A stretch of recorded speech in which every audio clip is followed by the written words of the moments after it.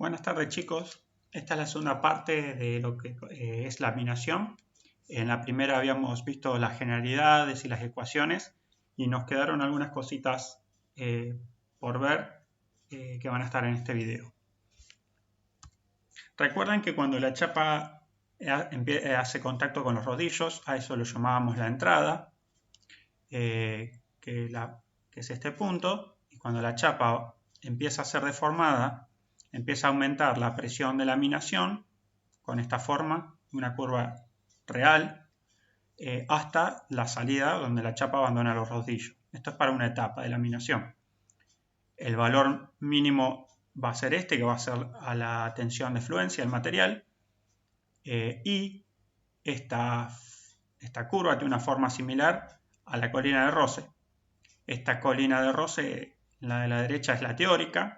Esta es una curva exponencial, pero es una colina de roce asimétrica.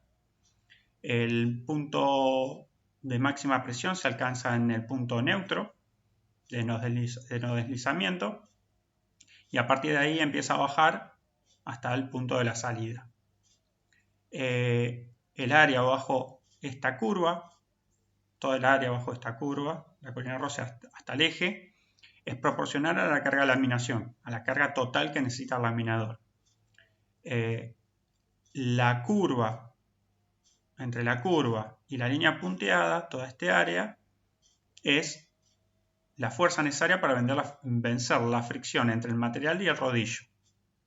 Y de la línea punteada hacia abajo, o sea, el área restante, es lo que es la fuerza necesaria para deformar el material en sí mismo en compresión plana homogénea. Es decir, que toda la curva es una suma de la fuerza que necesito para deformar el material en sí, más toda la energía que necesito para vencer el rozamiento. Entonces, fíjense que entre esta curva y la punteada es un área bastante importante, es energía, por decirlo de una manera, desperdiciada. La única energía que va a producir deformación es la que está por debajo de la línea punteada. Como ya habíamos visto en forja, la altura de ese pico o la pendiente de las exponenciales dependían del coeficiente de fricción. Si recuerdan, habíamos visto unos gráficos donde para cuando la deformación era, el coeficiente de fricción era 0 o muy bajo, la curva era casi una recta horizontal, y con altos coeficientes de fricción esa curva exponencial se subía de manera muy grande. Bueno, acá pasa exactamente lo mismo.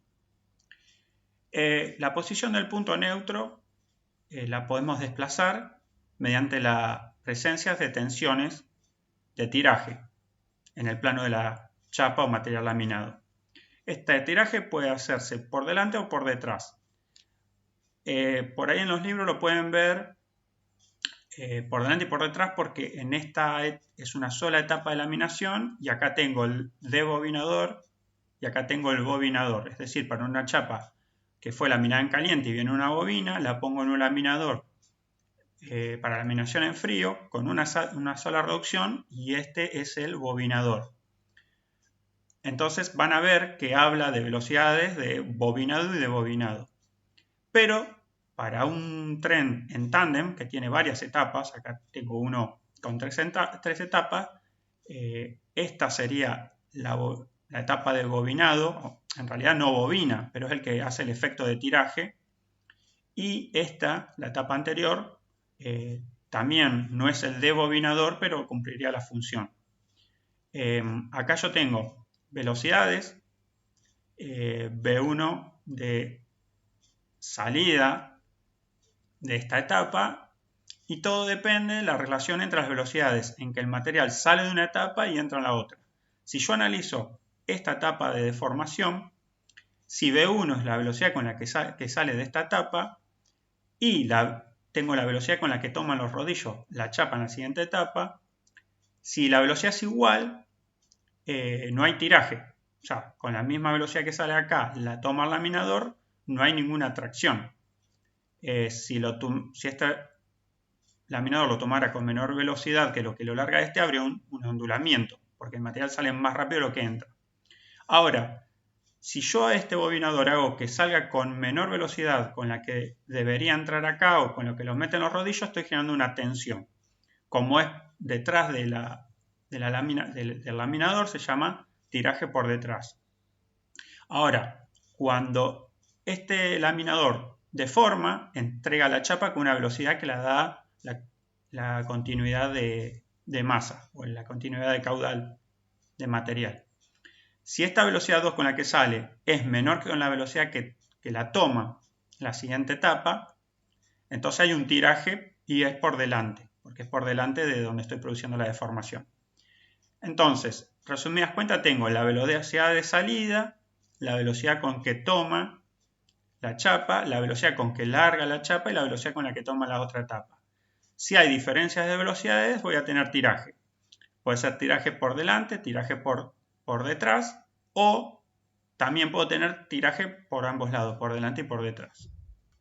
Vamos a ver que esta tensión, estos tirajes, lo que hacen es reducir la carga de laminación necesaria. Es decir, que si yo acá para producir la deformación necesitaba cierto tonelaje, cuando aplique tirajes, este tonelaje necesario para deformar es menor. ¿Cómo lo puedo ver? Aplicando el criterio de von Mises en deformación plana.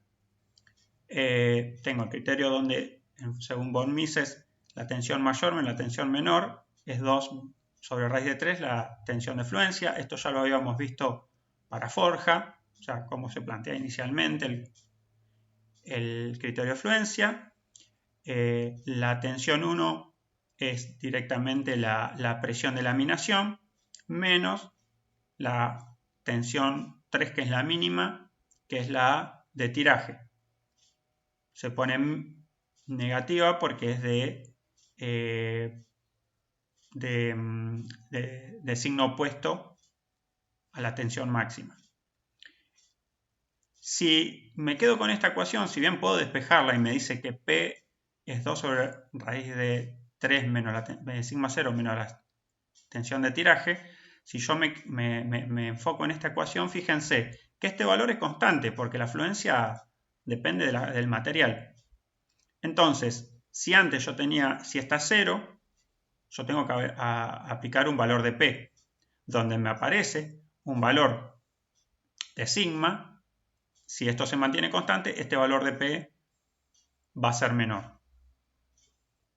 Obviamente que si reduzco la presión de laminación, tengo muchos efectos positivos.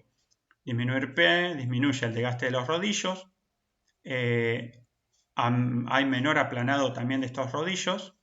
Y hay menos, se flectan menos los rodillos. Entonces, el espesor obtenido en la chapa es más uniforme en todo su ancho.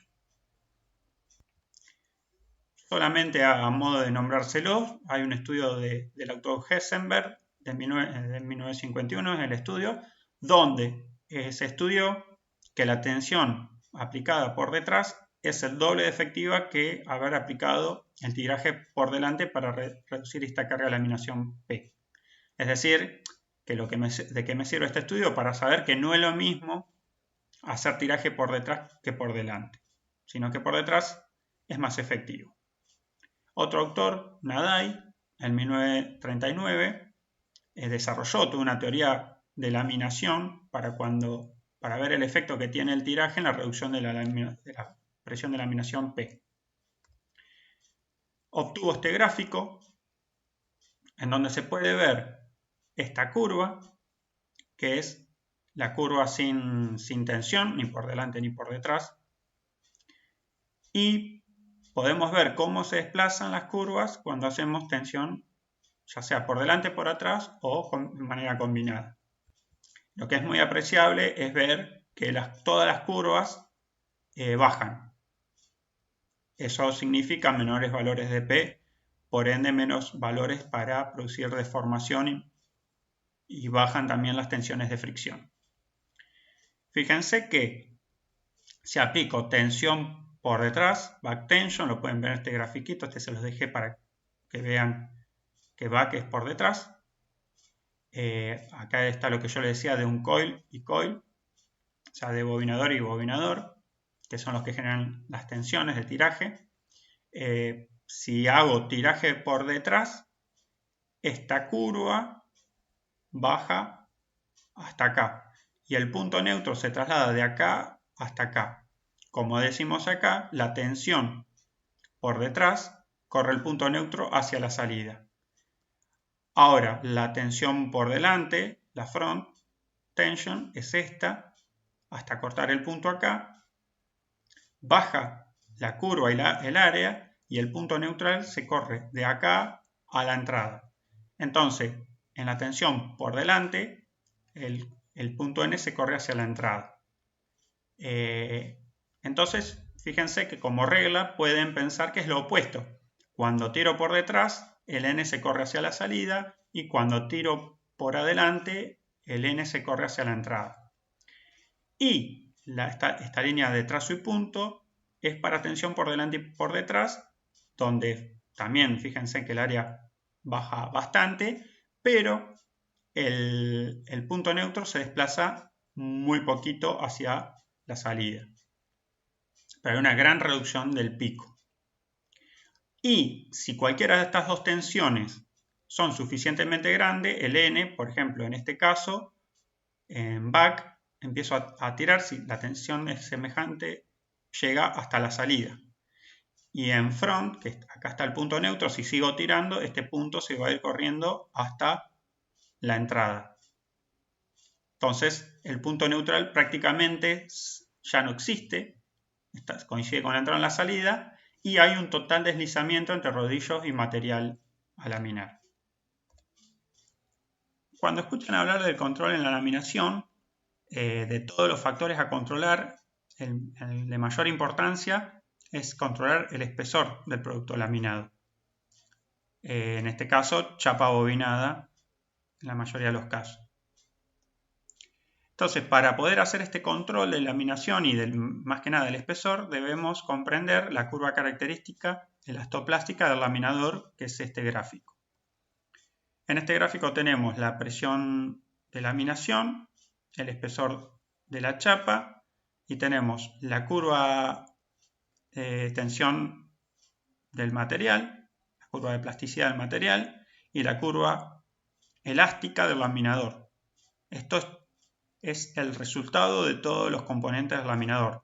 La parte elástica de los rodillos, de los bastidores, del sistema de amortiguación, de absolutamente todo el conjunto.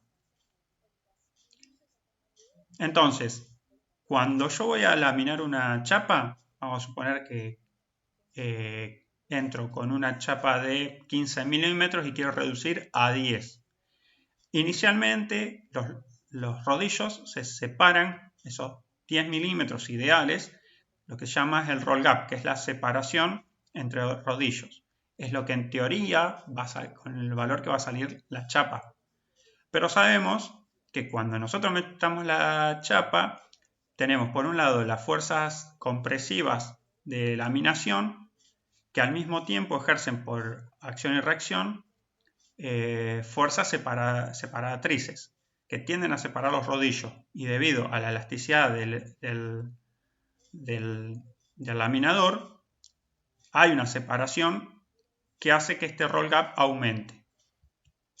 Entonces, partimos con una chapa con un espesor inicial H0 y a medida que hacemos la compresión, el material empieza a aumentar la carga al laminador, se empieza a deformar con la forma de la ecuación de Holomon y hasta que encontramos y cruzamos en el punto de la elástica del laminador.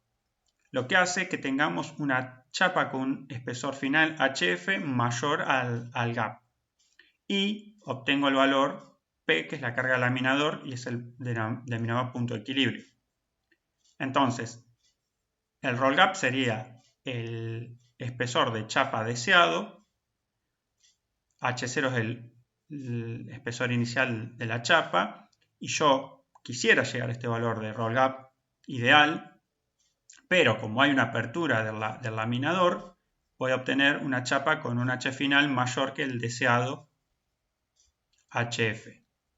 Entonces, ¿qué tengo que hacer? Tengo que reajustar las condiciones para poder sacar la chapa con el valor de espesor deseado. partiendo del mismo gráfico de recién, en el donde tengo la curva del material, la elástica, fíjense que si yo tengo un aumento, una caída en la lubricación por algún motivo, aumenta, esto es mu, no es m, después en el power lo corrijo. Si cae la lubricación, aumenta mu, que es la fricción. Entonces la curva esta plástica pasa a la posición punteada. Se incrementa la curva de tensión, en realidad se incrementa la carga, P, por el aumento de la fricción.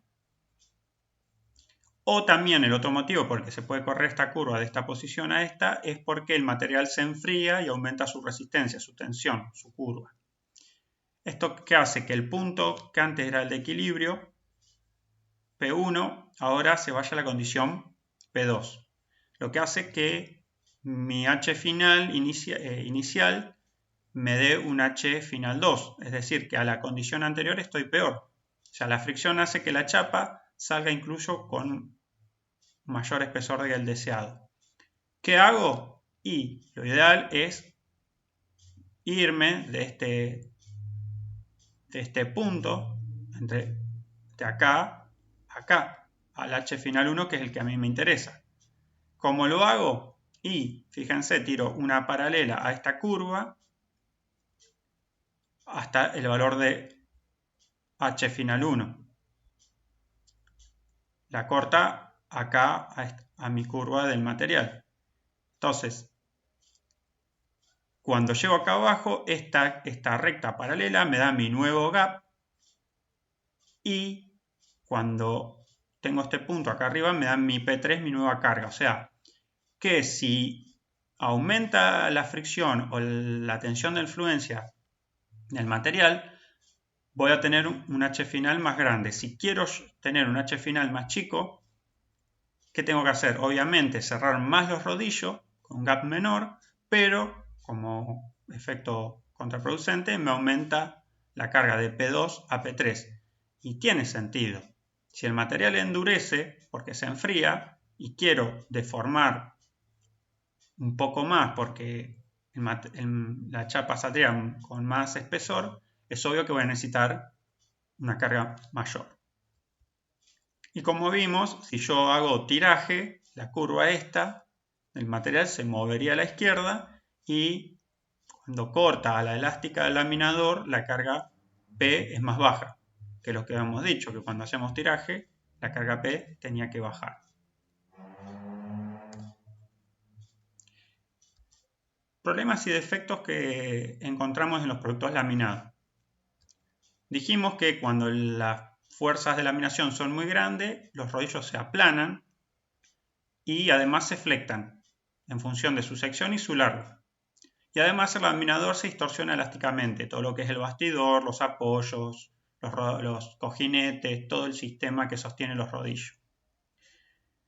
La separación de los rodillos, o lo que dijimos roll gap, debe ser perfectamente paralelo, es decir, que entre las dos puntas de los rodillos la separación tiene que ser exactamente la misma. En donde haya una pequeña diferencia, el gap de los dos lados, la chapa no solamente va a tener dos problemas. Primero, una diferencia de espesor, porque de un lado tengo menos gap que el otro. Pero además, como un lado deforma más, va a estirar la chapa en su longitud más de un lado que del otro. Entonces va a hacer que la chapa se curve en el plano. O sea, en el plano de la chapa va a moverse como una curva en una carretera. Fíjense que si mis rodillos, está obviamente muy exagerado acá, se flectan, el espesor en el centro va a ser mayor que en los bordes. Como en los bordes yo estoy deformando más, el material, por la condición de continuidad de masa, se va a alargar más en los bordes longitudinalmente. Como hace este esquema, en los bordes se va a alargar más que en el centro. Entonces, la chapa en el centro va a quedar con tensiones de tracción y en los bordes con tensiones de compresión. Lo que me produce la ondulación de la chapa, por un lado, y si estas tensiones son muy grandes, llegamos a un caso de fisuras transversales que se las llama de tipo cremallera. De tipo cremallera se refiere al cierre de la ropa. Tienen esa forma. Los problemas de que tan plana sea una chapa y de la forma de la sección transversal, obviamente, se deben a la inhomogeneidad en la deformación en la dirección de laminación. Es decir, que cuando yo ejerzo un esfuerzo de laminación P, no todo el espesor ni todo el largo de la chapa se deforma homogéneamente. Siempre que hay inhomogeneidad de deformación aparecen cambios de forma o, en el caso de la chapa, cambios de planitud, pérdida de planitud. Recordemos que durante la laminación las fuerzas de fricción son mayores en el centro que en el borde. Acuérdense de la colina de Rosse. Y obviamente que esas fuerzas son salientes. O sea, son normal en la dirección del plano de la chapa. Pero se oponen al ensanchamiento lateral. O sea, si la chapa se trata de ensanchar hacia afuera, las fuerzas de fricción son hacia adentro. Entonces, como hay menor ensanchamiento lateral en el centro que en los bordes, eso se traduce en un mayor alargamiento longitudinal de la chapa en el centro, en los bordes. Por eso la chapa queda con esta forma redondeada en la punta. Y se desarrollan tensiones de compresión en el centro y tracción en los bordes externos. Si estas tensiones siguen creciendo, se llega a la fisuración de los bordes por tracción, y si las condiciones son más severas aún, se produce la rotura central de la chapa. Habíamos hablado de la inhomogeneidad de la deformación en la longitud o en el ancho de la chapa, pero también tenemos inhomogeneidad en la dirección del espesor. Si la reducción es muy pequeña, se deforman solamente las capas superficiales del material. Entonces hay un ensanchamiento lateral de la zona deformada, que es la superior y la inferior, pero en el centro no llega a la deformación. Entonces queda un perfil con esta forma mostrada en A. Por el contrario, si la deformación es muy grande, la deformación atraviesa toda la sección y obtenemos lo que ya nosotros conocíamos, el abarrilamiento de la sección. Entonces queda en el centro esfuerzos de compresión y en las superficies esfuerzos de tracción. Si a esta situación encima la chapa posee, por ejemplo, en el centro una aglomeración de impurezas, generan un plano débil del material. Entonces, con esos esfuerzos de tracción se produce una fractura longitudinal que se llama boca de cocodrilo. Obviamente que si el material de partida sea una chapa laminada en caliente o un lingote, nosotros no le quitamos los poros, la fisura o las cascarillas de óxido, antes de entrar al laminador, todos esos defectos van a pasar al material final. Más que nada, generalmente los poros y las fisuras con las presiones de laminación, al igual que en la forja, se cierran. Pero la cascarilla de óxido en los laminadores, entre etapas, ustedes van a ver chorros de agua a presión que los remueven, porque esos óxidos, si no son removidos cuando se prosigue la laminación, la presión los va metiendo por debajo de la superficie y no solamente dan una mala terminación superficial, sino que son puntos donde se pueden generar a futuro fallas por ser concentradores de tensiones o por tener menos sección o cualquier otro motivo. Bueno, chicos, hasta acá es todo lo que vamos a ver de laminación. Hasta la próxima.